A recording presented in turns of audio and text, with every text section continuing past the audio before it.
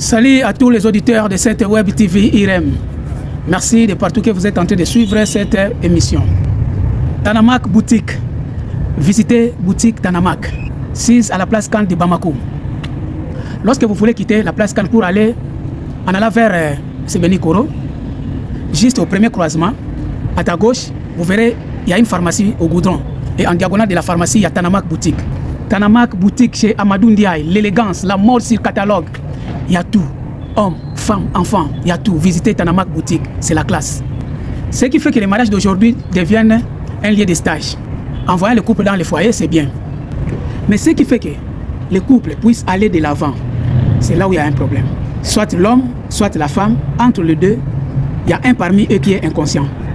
On condamne plus l'homme parce que c'est l'homme qui cherche la femme pour lui contaminer l'amour d'être aimé.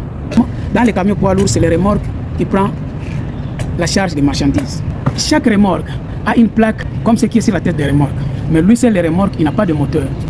Le tracteur seul qu'on appelle la tête des remorques, s'il fait un long trajet sans remorque, c'est comme s'il gâte son carburant pour rien. La tête des remorques ou les tracteurs, c'est l'homme. Les remorques, c'est la femme.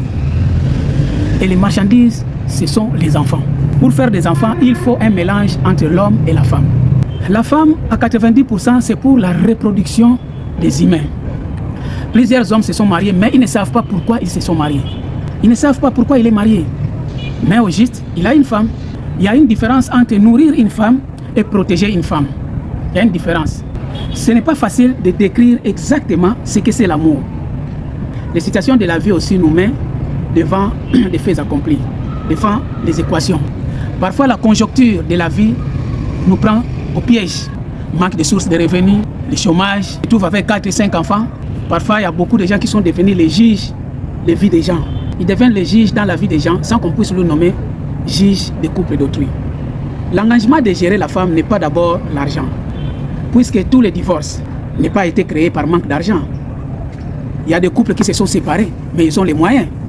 Les couples de ceux qui ont les moyens aussi ils se sont séparés, ils sont divorcés, autant plus qu'il y a l'argent.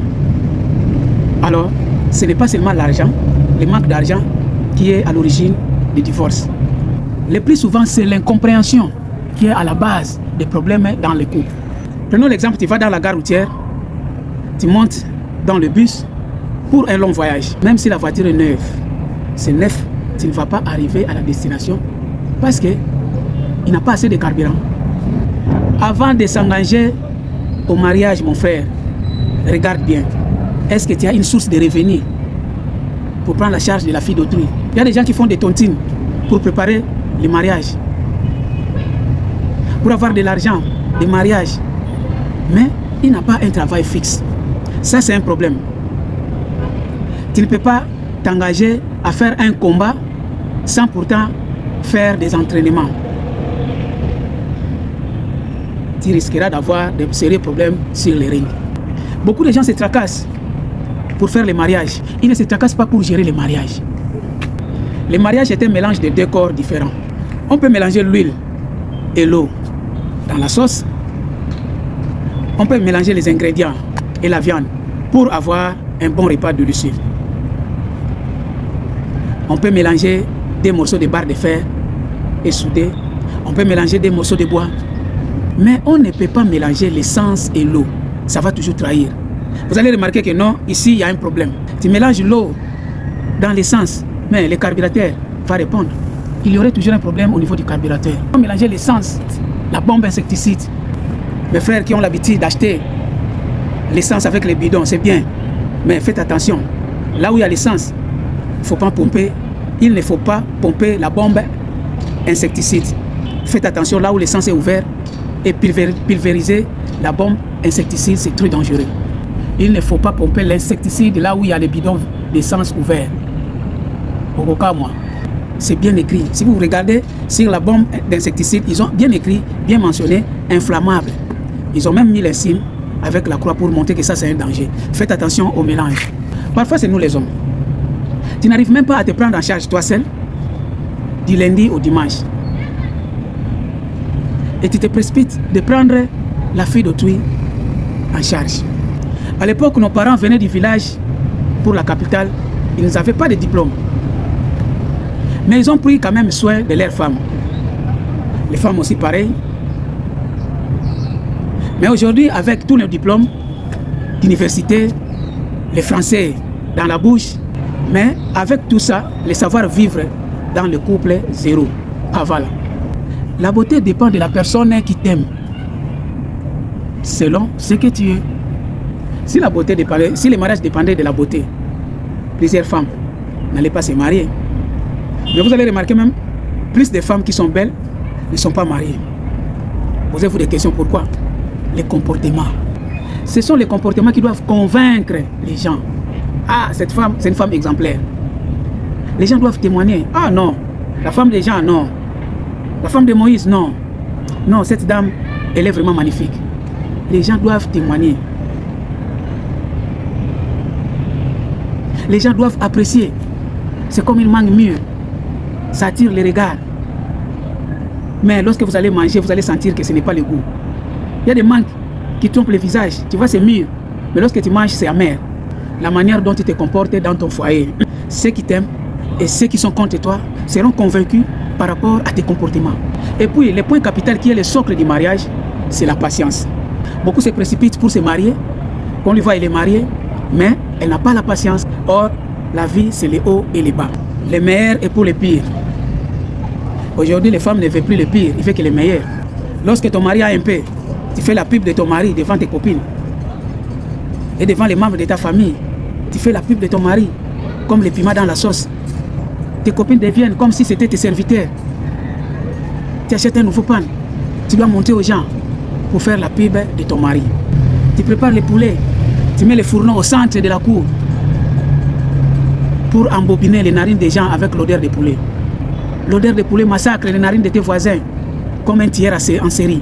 Tout ce qu'on te demande, tu donnes parce que ton mari a quelque chose. Tes causeries, des mensonges que tu donnes, ils acceptent parce que tu les donnes un morceau de viande. Madame Moussouni. Mais le temps de la galère, lorsque le mari n'a plus rien, là tu commences à exposer les défauts de ton mari. Tu commences à faire sortir les secrets cachés de ton mari en public, comme une toilette publique. Beaucoup des hommes, leur cœur s'est refroidi comme les charbons allumés qu'on verse de l'eau dessus.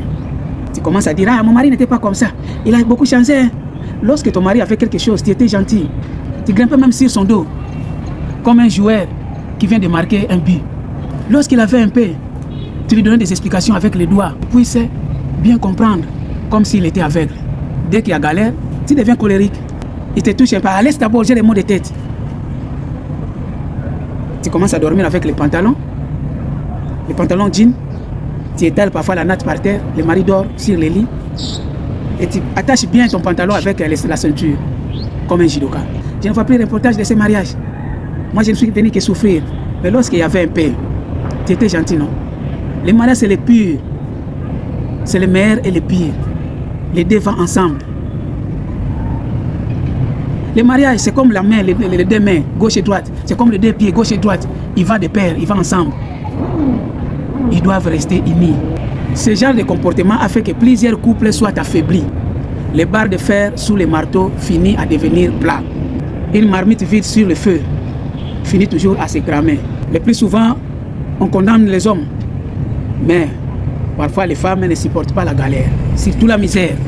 Si la femme donne les explications de la manière qu'elle souffre dans ses couples, surtout si elle est belle, les gens lui croient toujours, on lui donne toujours raison. Mais vivre avec elle, là tu comprendras pourquoi les lions avaient pris fuite dans les quartiers des fourmis.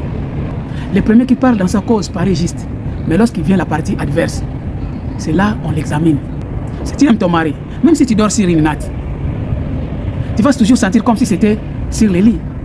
Savoir couvrir ton mari au moment difficile. La femme qui aime son mari protège la galère de son mari. Tu veux montrer la bague de mariée à tes copines, mais tu ne veux pas supporter la souffrance.